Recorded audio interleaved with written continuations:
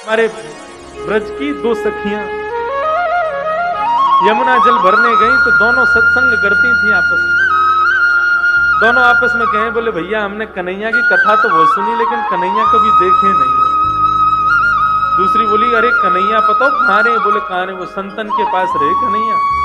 अच्छा, बोले कहाँ पे? वो संतन के संग झोली रहे ना, वह झोली में बैठो रहे अंदर कन्हैया। अच्छा, कब मिलेगो हमें, कब दर्शन देगो झोली से निकल के?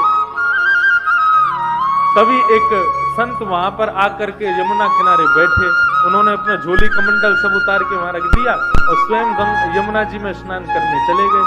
अब दोनों सखी बोली, बोले भैया या की कमंडल या की झोली में जरूर कन्हैया बैठे होंगे, चल चल के दर्शन करें। बोले कहीं संत निकल के नहीं आ जाए। बोले अरे जितने में आवे को इतने तो हम देख के वाकू भाग जाएंगे। अब संत की झोली खोली, झोली में खूब सारे ग्रंथ निकले, ग्रंथों को निकाला, आदि आदि सब निकाले। नन्हे से डिब्बे में डिब्बा खोल करके देखा, डिब्बे में से कपड़ा हटाया तो लड्डू गोपाल उसमें विराजमान। अब तो सखियां दोनों आपस में, देख देख गोपाल जी, देखी बैठो कन्हैया। अरे बहन कितना सुंदर है कन्हैया। नन्हे से गोपाल जी हाथ में माखन लेके बैठे, लड्डू गोपाल। बोले सुन सुन, डिब्बा में बैठे, जल्दी बाहर निकाल। अब जैसे ही बाहर निकाले तो दूसरी सखी बोली, देख कन्हैया डिब्बा में बैठे बैठे उनके हाथ पांव कैसे सिकुड़ गए। अब लड्डू गोपाल के तो हाथ पांव ऐसे ही रहते, लेकिन गोपी का भाव कैसा? बोले देख हाथ पांव डिब्बा में बैठने से सिकुड़ गए इनके।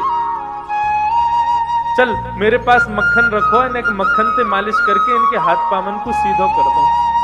अब तो मक्खन से जैसे ही मालिश करनी शुरू करी, करते करते करते करते लड्डू गोपाल भगवान खड़े हो गए, पैर भी सीधे हो गए, हाथ भी सीधे हो गए, कन्हैया खड़े हो गए। जैसे ही खड़े हुए इतने में संत आए, और संत जैसे ही आए तुरंत कन्हैया को रख करके डिब्बे में भागी वहां से। संत ने आकर के देखा तो लड्डू गोपाल, जो कि लड्डू गोपाल के रूप में थे, वो खड़े हो गए हैं। संत ने तो कहा कि अब उन सखी रुकती तो उनको प्रणाम करता, वो तो चली गई। प्रभु आज आपने बड़ी कृपा करी, आपने ऐसा चमत्कार दिखाया, आज ऐसे स्वरूप में दर्शन दिए। साष्टांग दंडवत करके जैसे ही चरण स्पर्श किए, संत का स्पर्श करते ही लड्डू गोपाल फिर से लड्डू गोपाल बन गए। संत के नेत्रों से आंसू बहने लगे, 2-4 घंटे रोता ही रहा। बोले प्रभु उन सखियों को ये तक नहीं पता कि आपके भोग के लिए मंत्र क्या बोलना चाहिए, आपका स्पर्श कैसे करना चाहिए, आपका भोग कैसे लगाना चाहिए। ऐसी अबोध उन सखियों के भाव से आप सीधे हो गए, और मैं जिसने आपकी प्राप्ति के लिए घर छोड़ा, परिवार छोड़ा, सब कुछ छोड़ के सन्यासी बना, मेरे स्पर्श करते आप फिर से लड्डू गोपाल बन गए, क्यों? आपको मैं प्रिय नहीं?